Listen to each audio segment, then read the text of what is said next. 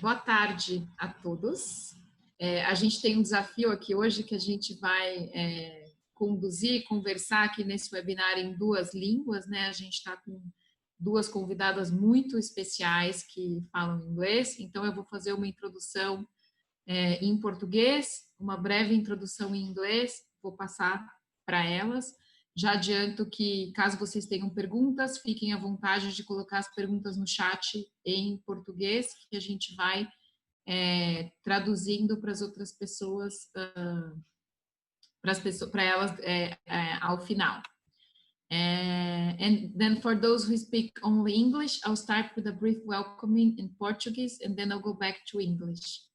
Para quem não me conhece, meu nome é Fernanda, eu sou gerente executiva do ICE e vou conduzir essa conversa aqui com vocês hoje. Eu quero primeiro agradecer a presença de todos nesse webinar, obrigada a todos vocês por privilegiarem nesse momento em que a gente tem tanta demanda, vocês estarem aqui com a gente para falar sobre as adequações dos programas de incubação e aceleração em tempos de Covid. Eu quero começar pedindo para todos vocês que vocês coloquem o seu nome, e-mail e organização no chat, para que a gente possa registrar a presença de todos. Eu estou aqui representando o ICE, que muitos de vocês conhecem, uma organização que foi criada há 20 anos e que tem como bandeira a inovação social. Nos últimos 8 anos, a gente tem dedicado a nossa atuação ao fortalecimento do ecossistema de investimentos em negócios de impacto, que muitos de vocês trabalham e também contribuem para o fortalecimento por meio da operação de 5 iniciativas. A diretoria executiva da Aliança pelos Investimentos em Negócios de Impacto, o programa Academia, do qual muitos de vocês fazem parte, que dissemina essa agenda em parceria com professores de mais de 50 instituições de ensino superior no Brasil todo, o programa de incubação e aceleração de impacto, que apoia incubadoras e aceleradoras do Brasil todo para que elas apoiem empreendedores de negócios de impacto, muitos de vocês que estão aqui também fazem parte. A gente tem um portfólio de 16 startups que a gente aporta recursos em formato de dívida diretamente, desde 2017, em parceria com o Banco Interamericano de Desenvolvimento, e a gente realiza a cada 2 anos um fórum, em parceria com a Vox Capital e o Impact Hub. E daí já fica aqui o convite para que vocês participem da versão virtual do fórum nos dias 30 de junho e 1º de julho. Eu vou pedir para a Vivian, que é quem coordena o fórum na equipe do ICE, já deixa a informação sobre a inscrição aí no chat e que vocês se planejem para estar conosco na versão completa nos dias 10 e 11 de novembro. Hoje a gente tem o grande privilégio de estar aqui para conversar com a equipe da Village Capital, uma organização que eu admiro muito, tem feito um trabalho extraordinário no fomento aos negócios de impacto social e ambiental. Para quem não conhece, a Village Capital é uma organização americana que foi criada em 2009 e que impulsiona o empreendedorismo como uma ferramenta para enfrentar os desafios sistêmicos que a nossa sociedade apresenta. Ao longo desses anos todos, a Village Capital já liderou mais de 80 programas em todo o mundo, já apoiou mais de 1.200 empreendedores em 28 países. Então, acho que eles têm bastante experiência em contextos muito distintos, né? O fundo que é afiliado a eles, que é o ViewCap Investments, investiu em 110 startups que levantaram depois mais de 4 bilhões de dólares com outros investidores. E eles também têm uma agenda de disseminação do conhecimento, da metodologia deles e da plataforma, e eles já fizeram isso para mais de 60 aceleradoras e incubadoras no mundo todo, por meio de uma iniciativa que chama ViewCap Communities, que vocês vão ter a oportunidade aí de conhecer um pouquinho melhor hoje. Para apresentar um pouco de como a Village Capital está enfrentando esses impactos que a pandemia trouxe para a sua operação, a gente convidou a Maeli, que é gerente de parcerias da Village Capital, e a Emily Edwards, líder de plataforma da Village Capital. A Maeli, como gestora de parcerias, né, para as Américas da Village Capital, ela lidera o desenvolvimento de colaborações que possam apoiar o crescimento de negócios de impacto nos Estados Unidos, Canadá e América Latina. E antes de trabalhar na Village Capital, ela também ocupou diversos cargos no desenvolvimento de parcerias e gerenciamento de projetos em diferentes países como Canadá, Bolívia, Peru, Filipinas e Vietnã. A Emily, como líder da plataforma, trabalha na gestão e escala do currículo e ferramenta de gestão do programa ViewCap, que vocês vão conhecer um pouquinho melhor. E ela tem um papel central nessa estratégia interna e externa para a adoção de produtos e eficiência nas operações dos programas no mundo todo. Antes de trabalhar na Village Capital, ela trabalhou na Cambridge Associates como analista de investimentos privados e construiu um dos primeiros benchmarks de investimento de impacto. Então, Emily e May, thank you for being here with us and to share the learnings you are having in this challenging context that we are facing. A gente está colocando aqui no chat o link do Google Drive para uma versão em português dos slides que para que seja possível também irem checando esse conteúdo em português. A apresentação que elas vão usar é em inglês, mas os slides vão estar disponíveis nesse link que está sendo disponibilizado no chat. Antes de passar a palavra para elas, eu vou fazer uma breve introdução em inglês, pois pode ser que a gente tenha convidados que foram convidados por elas que só falam inglês. De novo, peço para vocês que enviem as perguntas pelo chat, caso vocês prefiram, elas podem ser enviadas em português e a nossa equipe vai traduzindo. A gente vai ter um tempo para apresentação e, ao final, um tempo para as perguntas. E peço novamente para quem ainda não colocou que vocês coloquem o nome, e-mail e organização no chat para que a gente possa registrar a presença de todos vocês. And so, good afternoon. My name is Fernanda and I am the Executive Manager of ICE, the Entrepreneurial Citizenship Institute. ICE is a civil society organization whose mission is to articulate transformative leaders to develop initiatives that have positive social and environmental impact in the low-income population. ICE is working to strengthen the ecosystem of impact investing in businesses in Brazil through the coordination of actors to build collective vision and efforts, capacity buildings on social innovation for systemic change, mobilization and advocacy. We have the privilege to be here with Miley and Emily Edwards, who are going to share the Village Capital experience in adapting their work due to the COVID context. Thanks again, Emily and May, to be here with us today. For the ones who don't know, Village Capital unlocks entrepreneurships as a tool to address systemic changes systemic challenges facing our society. So since 2009, they've led more than 80 programs globally, supporting 1,200 entrepreneurs in 20 countries. Their affiliated fund, ViewCap Investment, has invested in 110 startups that have gone on raise more than $4 billion in follow-up capital.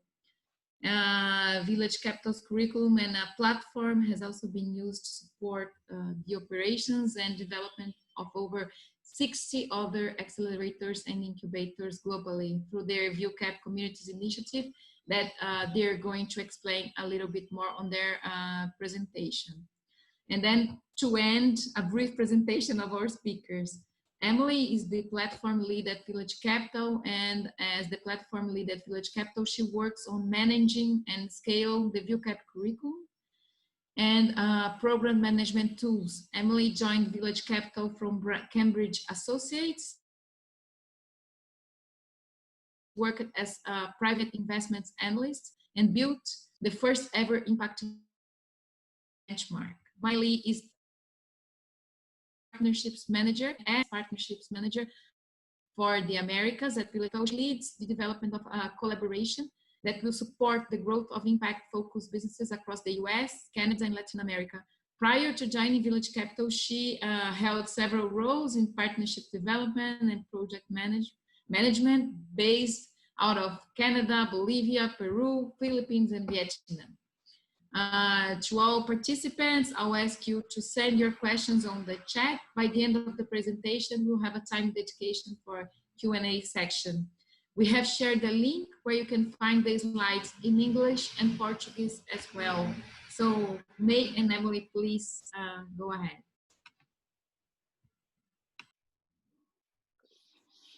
Thanks so much for that introduction. Emily, do you want to start your screen, or do you want to maybe I mean, there is a slide where we talk about ourselves, so we can do that as part of the presentation. There we go. All right. Everyone can see my screen. Go ahead and kick us off. I think it's just loading. Ok. Então, muito obrigada, Fernanda. Eu sou Mai. Como já falei, acho que vou estar nerviosa demais falar em português, então vou falar for this presentation. But we'll start with a brief introduction of who we are. Thank you so much, Fernanda, again, for that very kind introduction. I'm Mai. I'm the partnerships manager for the Americas, currently based in Colombia. I work very closely with our LATAM team, who is mostly based in Mexico City. This is probably our third or fourth year running acceleration programs in Latin America at a regional level. We were very much looking forward to actually visiting Brazil again, being back in Sao Paulo and some other places. Unfortunately, that's not possible right now. So we were very happy to get this invite, very kind invite from ICE to share what we've been doing in response to COVID in order to keep supporting the entrepreneurs that we work with. So thanks very much. I'll let Emily also introduce herself briefly.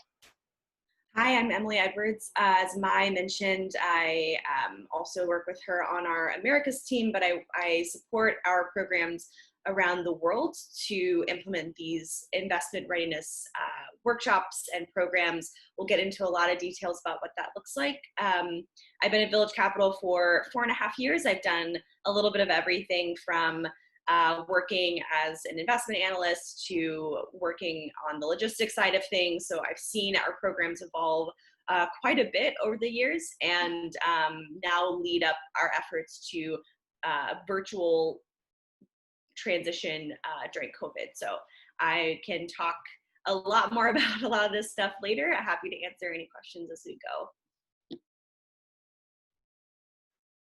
Let's see. There we go. Thanks. All right, so just a quick overview of our agenda today. I will share with you an overview of who Village Capital is, what we do, just so you have the context before we really dive into sort of the specifics of how we've been responding to the pandemic. That will be the bulk of the focus of the presentation, which is the second point here.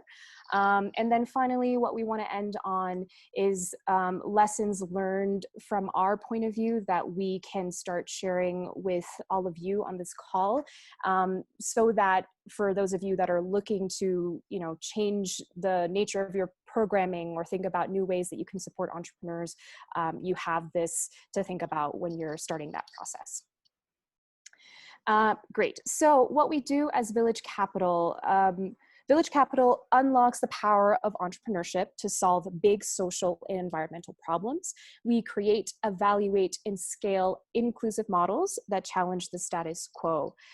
So much more than being an accelerator or incubator or even investor in the impact investing space, what we try to do is find new ways to support entrepreneurs, whether that's through our acceleration programs, through the way we structure our investment vehicles, to the way that we actually advise other potential investors how they should be thinking about supporting and investing, to make venture capital, but also the system that supports entrepreneurs much more inclusive in terms of the people, the entrepreneurs that receive the capital and the support. So that might be trying to drive more capital and support to women or to more entrepreneurs that are outside of the 3 hubs in the US that actually receive the majority of venture capital in the world. So entrepreneurs in Brazil, for example, thinking about how we might help get access to support and resources to them.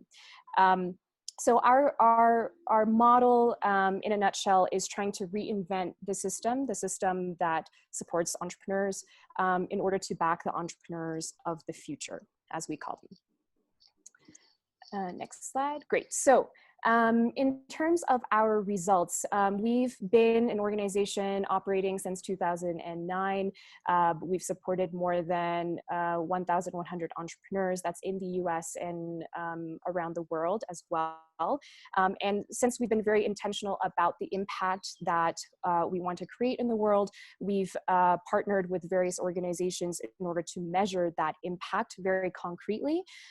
So you can see here in terms of the inclusive approach, we compare ourselves to the industry average in terms of, in the US, Black and Latino founders, all around the world, female-led or founded founders that, entrepreneurs or ventures that we support compared to the industry average.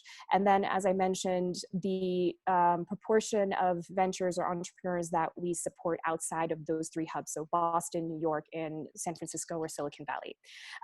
In terms of effective support, we also measure that. So we know through external studies that, that we've implemented that the entrepreneurs that we support through our acceleration programs are able to raise 3 times more capital, generate more than twice as much revenue, and create about 50% more jobs than entrepreneurs that actually apply to our programs and make it to a final round, but don't get selected ultimately to be in the program. And then in terms of scalable impact, we're trying all the time to, to be able to reach the entrepreneur ecosystems, even in places where we don't have a physical presence. And so we measure that impact as well. And right now, our alumni, we know, have created more than 13,000 jobs and supported and reached more than 40 million people through their services.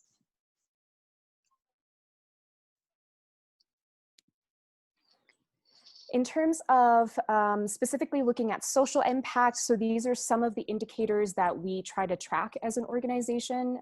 We wanted to share this with you in this presentation in particular because we knew that members of ICE are specifically impact focused. So this is just to give you an idea of over 10 years what we've managed to do. Up until now, our alumni have been able to raise about $4 billion in follow-on capital. And then in that lower line there, you can see the people that they've reached through either financial services or healthcare or access to education for students or trying to offset carbon dioxide emissions. We do have other indicators, but this is just kind of the sort of macro view. Thanks, Emily. Great. So first thing we wanted to mention in terms of how we have been responding to COVID-19 is something we are calling the Investor Coalition, COVID-19 Investor Coalition. So on the next slide, this is basically the welcome page. It's actually a live page, and we can share the link with you also after this presentation. It's a live page using our, as Village Capital's, investor matching platform. So you can see here on the left side, a place where entrepreneurs can join the coalition and investors can also join the coalition. What we're trying to do is basically identify companies all around the world who are pivoting in order to respond to the challenges that COVID has caused, and then match them to investors that are actually actively looking to support, invest in those ventures. So for those of you who are interested in this next slide here, you can see the link at the bottom. We're continuously working on this. So we set this up in partnership with the Sorensen Impact Foundation in the US. And in the coming months, we're going to continue working on this to not only get more entrepreneurs, more investors onto this platform as part of the coalition, but also making those matches so that entrepreneurs can still get access to the capital that they need. All right, I'll hand it over to Emily to walk you through the virtual programs that we have created. Okay, thanks, Mai. I'm going to try to go through this fairly quickly. It is a lot of information. It's a little dense, so if you have questions, I will try to get to them at the end, try to leave some time. If not, our emails are also available to reach us afterwards. So before diving in how things have changed since COVID-19, I want to first highlight two key elements of a Village Capital program in general. The first being peer due diligence, the second being investment readiness. Peer due diligence is our way of helping entrepreneurs see themselves through the lens of an investor. We select companies in a cohort of 10 to 12 ventures after careful due diligence and interviews. By the end of the program, we expect entrepreneurs to have learned how to assess their strengths and risks of their own business as well as their cohort members' business as if they were an investor. On the other side, we also look at investment readiness. We want our entrepreneurs to understand how their business will scale, grow, pivot, and adapt as they grow through key milestones. We also want the entrepreneurs to use our framework to think through their team, value prop, vision, product, market, business model, scale, and investor exit. So those are really the key subject matters that we look at in our programs.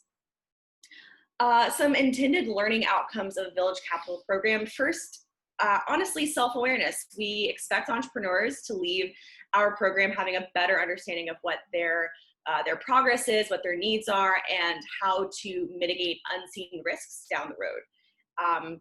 The second is we want some pretty tactical investor-facing materials. So entrepreneurs will leave with new or updated investor deck, financial model, investment brief, fundraise plan, term sheets, and financial narrative. Not only do we help them create these pieces of investor-facing material, but we also want them to understand how to do it themselves and how to develop it as they grow and change. We want to give them skills to know how to do that in perpetuity.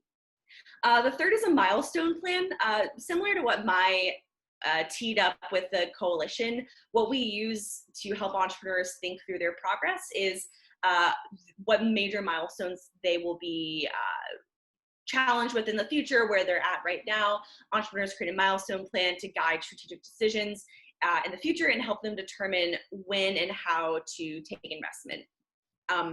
I'll just note that it's not a goal of our programs to push entrepreneurs to take any type of investment. We actually see a lot of entrepreneurs who enter our programs thinking that they're going to be raising an equity-only 2 million seed or Series A round right off the bat, and by the end of the program, they actually have realized they either need significantly less capital or a different type of capital or no capital at all at this time to reach those milestones. So that's what we're really trying to help companies get to. And the last thing we want them to lead with is a deal, whether it's investment or a major partnership. We introduce the entrepreneurs to about 120 mentors per program. Many are either investors themselves, sometimes angels, sometimes institutional, or strategic partners who come to our programs ready to make some type of deal when they join. So just to give a high level look at what did our programs even look like before COVID-19. We had this structure, a 3-workshop structure that was broken into 4-day pieces at a time. So every workshop we really would do in a different city, or in Latin America, different country every time. So we may do workshop 1 in the US, we might do workshop 1 in Austin, workshop 2 in Chicago, workshop 3 in New York. And the reason why we did this is we really wanted the entrepreneurs to be intense, heads down for 4 days at a time, and then take a break in between workshops to make progress, to do some hypothesis testing, and then come back ready to go again. So as you are probably starting to see, going virtual with this layout was not ever really going to happen, and I'll talk a little bit more about why, but I just want to give you a sense of where we were starting at. So we're looking at about 12 days, 3 weeks spread out over the course of about 3 months. So here were some of the main challenges that we saw as we started to go virtual, or realized that we needed to go virtual. The first was maintaining a cohort mentality that encourages trust, positivity, and support without feeling forced or fake. This ties into the ability to do peer due diligence effectively. We could not ask our companies to do peer due diligence if they don't trust the people that they're in a cohort with, if they don't really know all the ins and outs of each other's businesses, and also if they don't like each other, to be totally honest. So how do you maintain a cohort mentality when you are totally virtual? The second is recreating that heads down intensity of being in person for a full week. 8 hours a day in a room where we generally ask companies to actually put their laptops aside and put their cell phones aside, not to take even business calls unless it's a scheduled break or some time that we build in. We do this because, much like students in a school, we would print out work for people to do as opposed to them typing out work and then maybe checking their email or checking Slack. When we're in person workshops, we actually have them put all that away. So how do you even do that if you're totally virtual? The third is balancing the need for urgent action, feeling really ready to go and ready to make change, with the need for some space and empathy and rest, especially for those who are suffering the most. We know that some entrepreneurs are ready to hit the ground running and really wanting to join our programs as if, the world is the same, we're just virtual now. And a lot of folks are not feeling that. So how do you balance those two realities with each other? The fourth being, how do you engage mentors and investors in a meaningful way that drives towards the same level of interest and support in our entrepreneurs? This one kind of has pros and cons to it. In the past, we traveled a lot for our programs because we wanted to bring our companies to capital. We wanted to find entrepreneurs who are not in New York City and bring them there to meet with investors. And if that's not a value proposition for our programs, what are we really providing? Or the last piece, which I think is equally as important as all these other pieces, is how do you support your program team staff who are taking on an entirely different type and pace of work than they got hired or that they signed up to do? So previously, our workshops as a staff member, they travel, which sometimes is stressful, but it's also sometimes fun to be kind of detached and in a different place for a week. Also going through these sort of like sprints of intensity while at work, but now we're asking kind of constantly stay online if you don't have those really definitive workshops built in. So these are the major challenges that we knew going into this process. A quick timeline, and as you'll notice, this ends in May, even though we're in June, because everything moves pretty rapidly. In March, we assembled a small working group and conducted a needs assessment for our programs overall. So we asked the question, how can we transform intensive weeks in person into a virtual setting without losing people's interest and focus, and drive towards the same outcomes as before? In April, we prioritized those outcomes, created a work plan and timeline, and assessed each session individually. So March was about kind of big picture, how do we maintain these big outcomes, while April looked a little bit more at each session and what do we do about each individual component, asking the question, how do we use our platform and technology to improve the experience of our programs both now and in the future? And then in May, we set out to disseminate ownership of each session to our program team members to update and record. We'll get into that in a minute.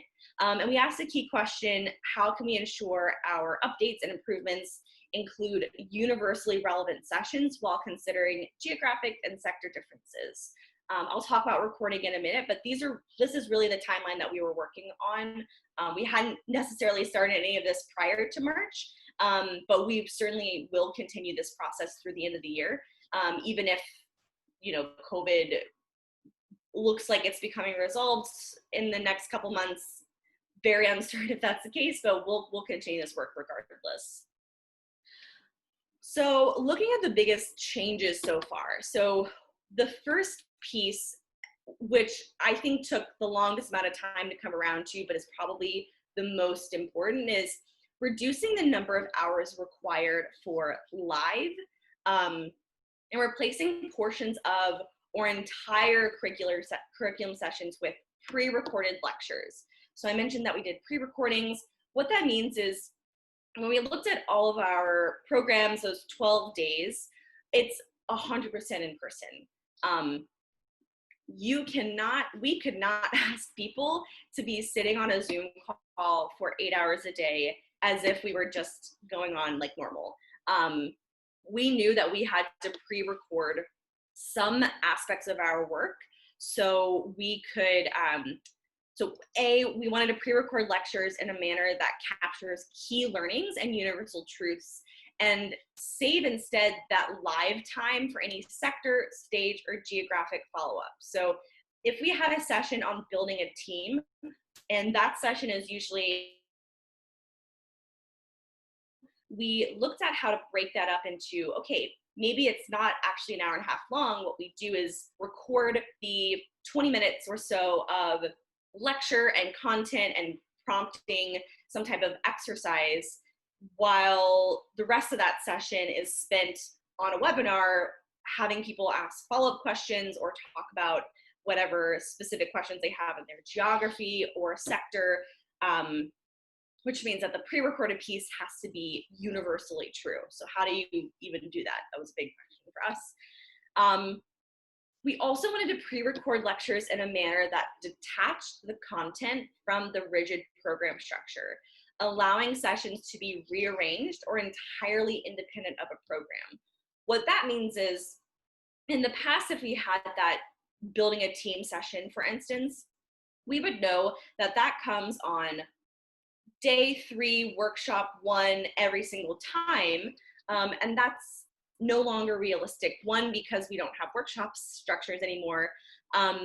2, because 2 programs may have 2 entirely different schedules now. So how do you make sure that you can sort of pick a piece up and move it around? And the last piece, this is kind of key, is the independent of a program. So as we'll start to get into, is how do we, if we're pre-recording this, we're putting time and money into pre-recording, can we make sure that I could pick up this session and put it down somewhere else, unrelated to a program? Could I send it to one of you to do in your workshops? Could we put it on a website for an entrepreneur to listen and go through the exercise, whether or not they're in our programs? So that was really important, is thinking about not just creating content for this one-time use, but actually something that can be used multiple occasions. As I mentioned too, using precious time live for meetings with mentors and investors, small group work, peer due diligence, things like that. The third piece is creating space for self-paced learning to accommodate other stressors in life, and just in general. So if usually prior to a workshop, we'd have the entrepreneurs do some type of homework or pre-work, and it was pretty rigid in terms of when they would have to complete that assignment. Now that we have these pre-recordings, we are creating a space for entrepreneurs to think, okay, I know I can do this work in the evenings after 6 p.m. after I wrap up a work day, and I'm going to do it every single day this week. Or maybe an entrepreneur thinks, I'm going to listen to all these lectures just over the weekend. I don't have time during the week. I just want to knock it out on a Sunday. That's totally fine. We wanted to accommodate different people's lives and make sure that they could still access this information and get a lot out of our programs without having to stick to a rigid schedule. And then number 4 is maintaining cohort cohesion and trust through short sprints of intensive work and planned socializing. So we still do have a program schedule where we're asking them to log on for a certain number of hours for a certain number of days, because we want them to have a little bit of that intensity. We also have planned socializing. I know you guys probably have done some of these yourselves, whether it's a Zoom happy hour or some type of icebreaker. We didn't want sort of the awkwardness of having people having to figure out how to get to know each other virtually without feeling a bit like a summer camp counselor and having them do icebreakers and things like that. But it's actually been working pretty well, because after people sort of shake off the awkwardness of having to do an icebreaker, it does become fun, because it's nice to socialize with people in this time. So we have a couple of different, I can send out some websites and resources we've used to conduct that kind of planned socializing. Okay, I'm going to talk a little bit about what are the key lessons that we think other support organizations could use, not based on just our program structure, but what else can be taken from all this. The first one is balancing the immediate need with longer term strategy. So regardless of COVID, the future of work and entrepreneur support is increasingly virtual. It will be expensive and inaccessible to rely on in-person options only. So what that means is we know that we wanted to look at our own work, not just to solve this problem. I mean, back in March,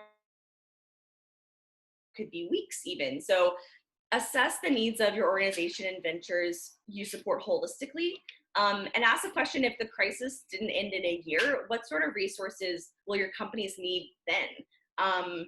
We did this also because we didn't want to create too much content that's only relevant for COVID-19 response. We wanted to create reusable content.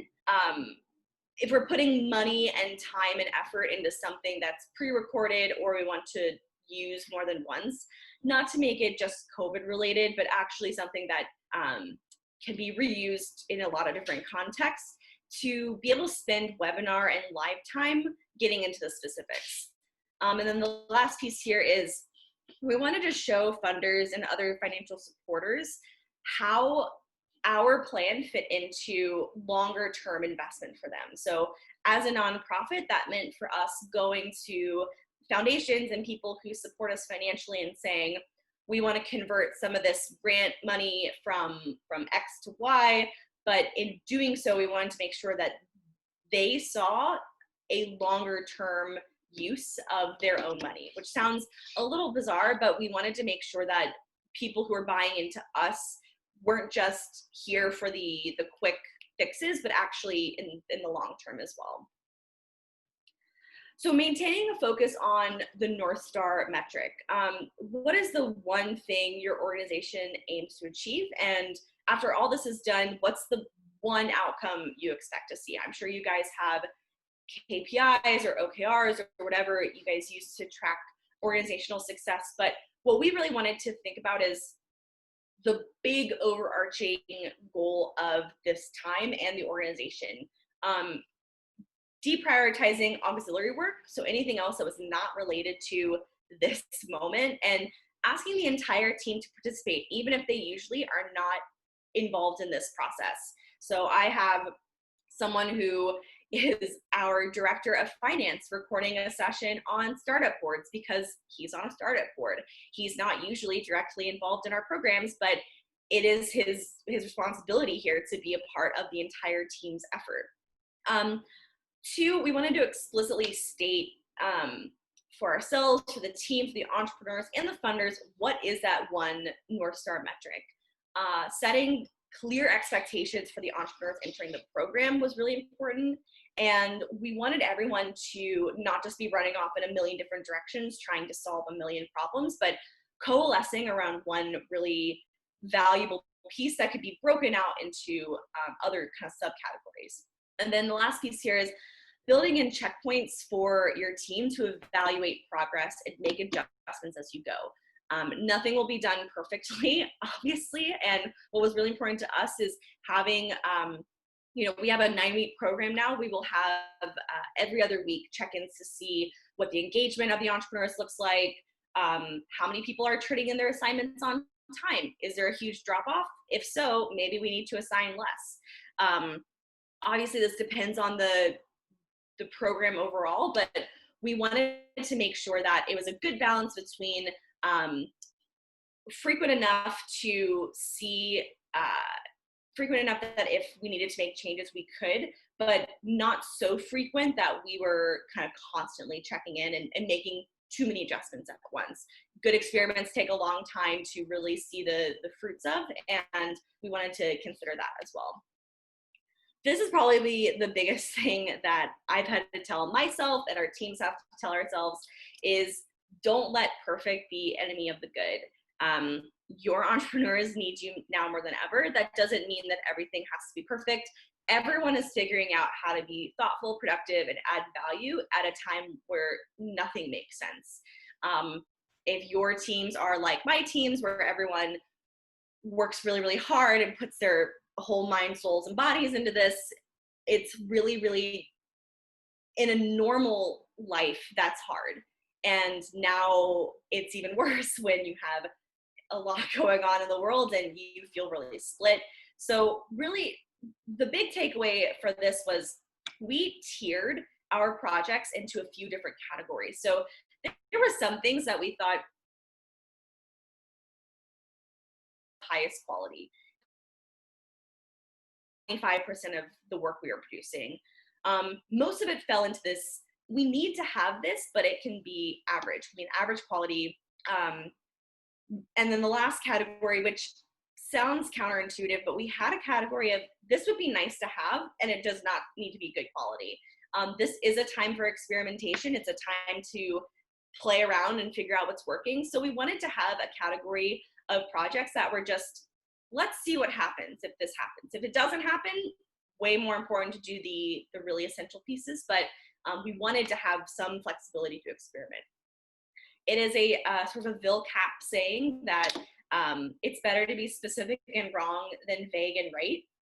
I believe this most of the time, and in this case, I definitely believe it. It's better to say to an entrepreneur, here's a video about building a team to reach scale, than to just say, here are some videos that we think help. An entrepreneur can more easily and quickly decipher if that is something that they want to do. If building a team to reach scale sounds like something they need to watch, they can engage and choose to go forward or not. Saying here's some stuff that can help is not going to help them get to any outcome. The last point in this section, and then we'll wrap up with at least hopefully 15 minutes for questions, is budget bottom line. So we have budget constraints. We're a nonprofit. We totally get it. If budget constraints significantly limit your ability to make big changes, here are what I think are the one is aligning with your team. And I mean the whole team. I mean from the executive suite to the most junior associate, what's important to accomplish. If you have your exec suite or C-suite or whoever is making strategic decisions, make those decisions alone, the folks who have to implement those decisions and actually put in a lot of the work to produce are going to be exhausted. Making that decision with everyone in mind and everyone's input, still trying to do a better job of. Number two is be proactive. So a lot of people are home right now, including, blue chip executives, investors, successful entrepreneurs. We did not have access to a lot of these people before. If we weren't in New York on a specific week that someone had availability, we did not meet with them. But now people want to help and want to. So sending out an email and seeing what happens is going to be more fruitful than you think. And then the last piece is to get creative. There are so many going on right now, this one included. What out there are you seeing too much of? What are you not seeing enough of? Do not waste time hosting an event just because other people are hosting that event. We are tired, and unless you can offer something different, rethink your time investment. Don't feel like just because this other organization is having some webinar about raising capital, that means you have to do that, especially if you're seeing that type of webinar or that type of event happen over and over and over again. So what's next? Village Capital will continue to create content and resources used and accessible to entrepreneurs in our programs and beyond, keeping a growth mindset and make changes, updates, and mistakes along the way. Big key on mistakes because it will happen. And then number three is sharing best practices with partner organizations through VIL-CAP communities and beyond. So we want to make sure that when we are learning these things and messing up as we go, that we're making this information available through events like this, through other partnership agreements that we have, and go from there. I do want to touch briefly on what VilCap Communities is, and we'll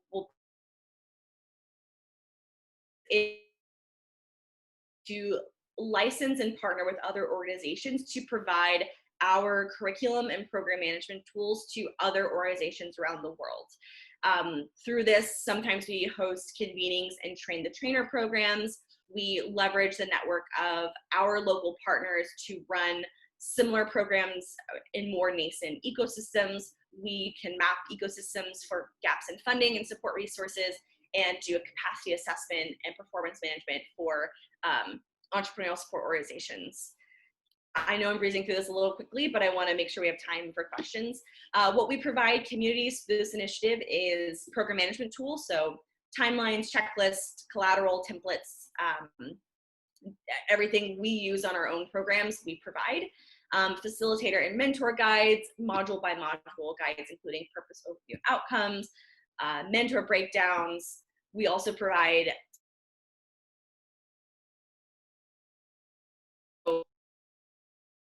this is obviously now officially outdated with the 12-day agenda detailing requirements, outcomes, everything needed to run these sessions, as well as personnel support. So check-ins, connection to the network, and as well as help with recruitment and selection. Okay, I think that is it for me. Minutes to go through the questions or anything else people have. I think I will turn it over to the ICE team to maybe facilitate questions, but that was a little very fast. So thank you guys for being super engaged, and let me know if you need anything else. Thank you so much for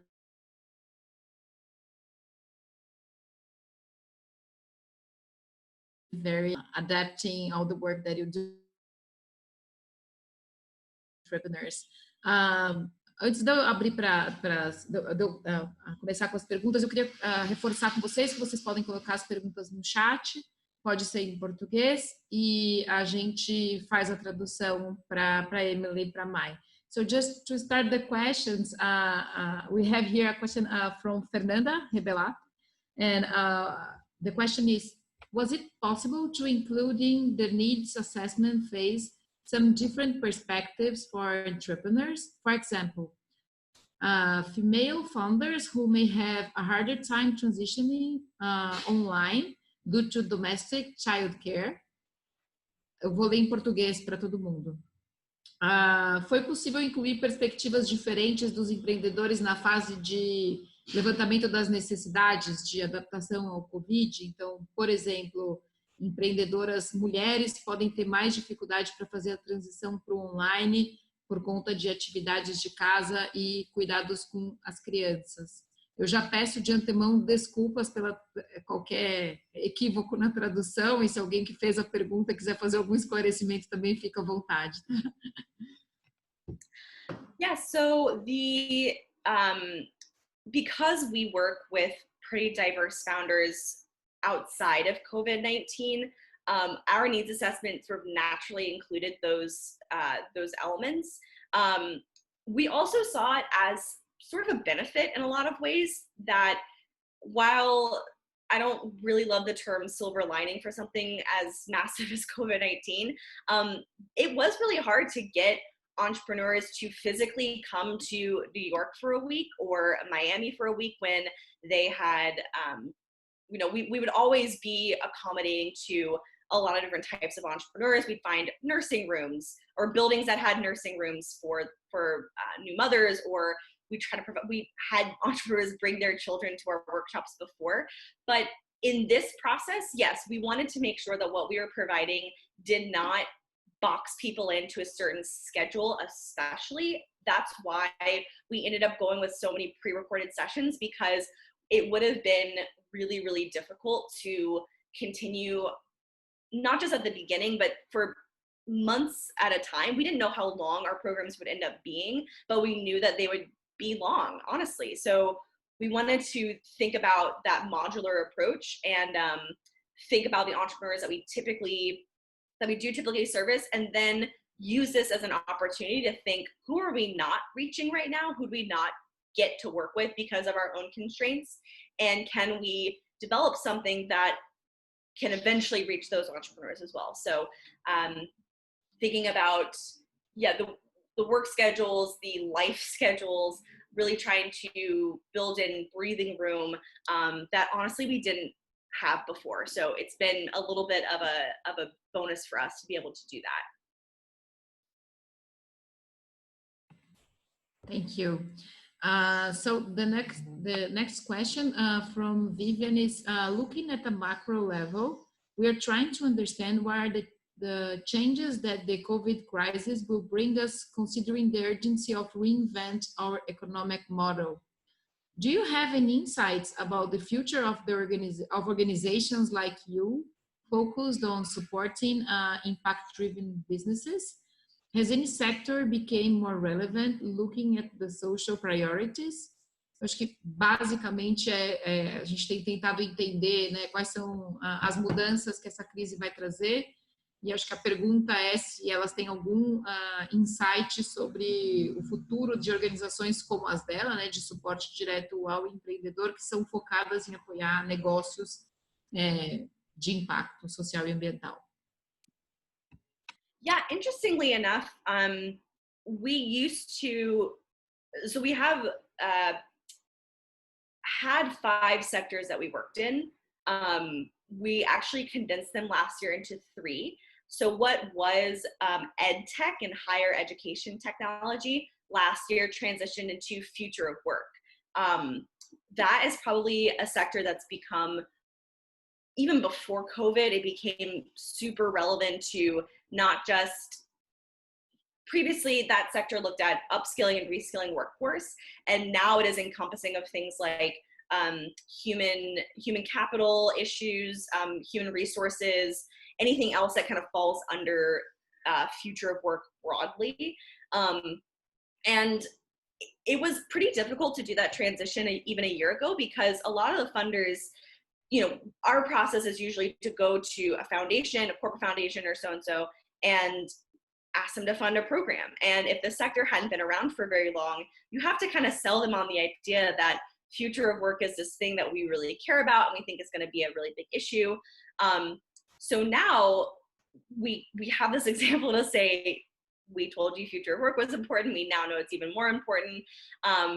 So that was a big transition for us, is making sure that even a couple of months ago, we sort of stayed ahead on what sectors we really wanted to double down on.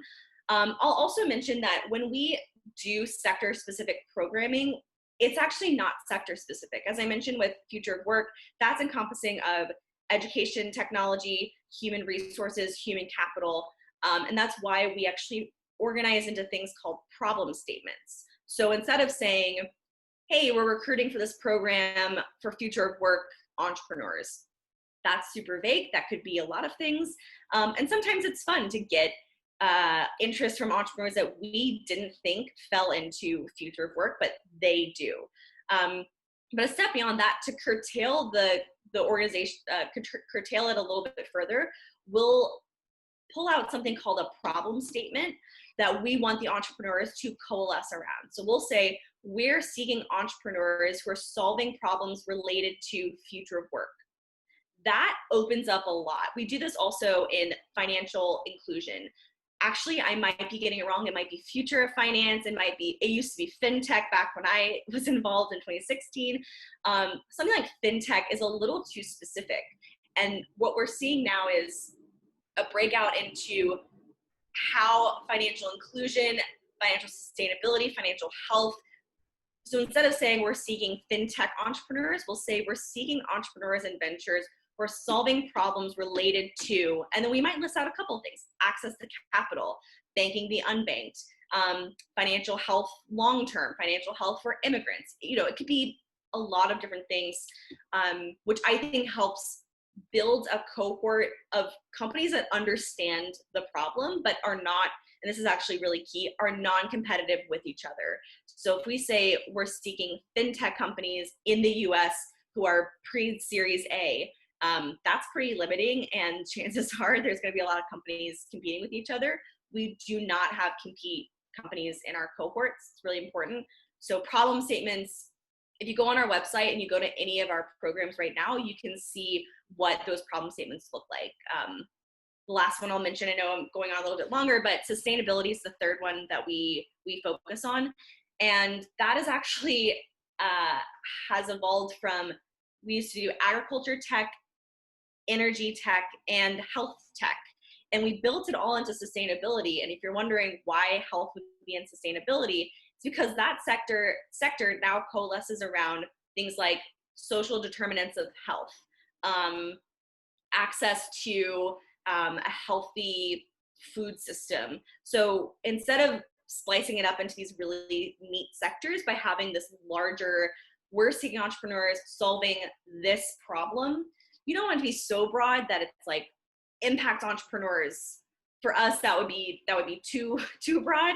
So finding that sweet spot of like, how can you get a big pipeline of companies without overwhelming yourselves with trying to find the right companies. Thank you, Emily. And just to end, I'd like to read one comment that is here on the chat, and then finish with the last question that it's related to this comment. So Luciana says, excellent approach and presentation, very objective, didactic and clear. Great learning from sharing experience with Village Capital. Congratulations to all of you. It makes you want to participate in the process. And then Maria asks, what is the process to have access and be part of the ViewCap community? So if you could please answer that, and then we finish. Perfect. It's a good note to end on. Thanks everyone again for being here, for listening, for participating, for asking questions. We were very excited to be a part of this discussion. So very excited to also try to find ways to continue collaboration and working together. To answer your question, Maria Noel, so the first step I think would just to be to reach out to us. So either Emily or I'm going to write here once again my email address, and same thing for Emily.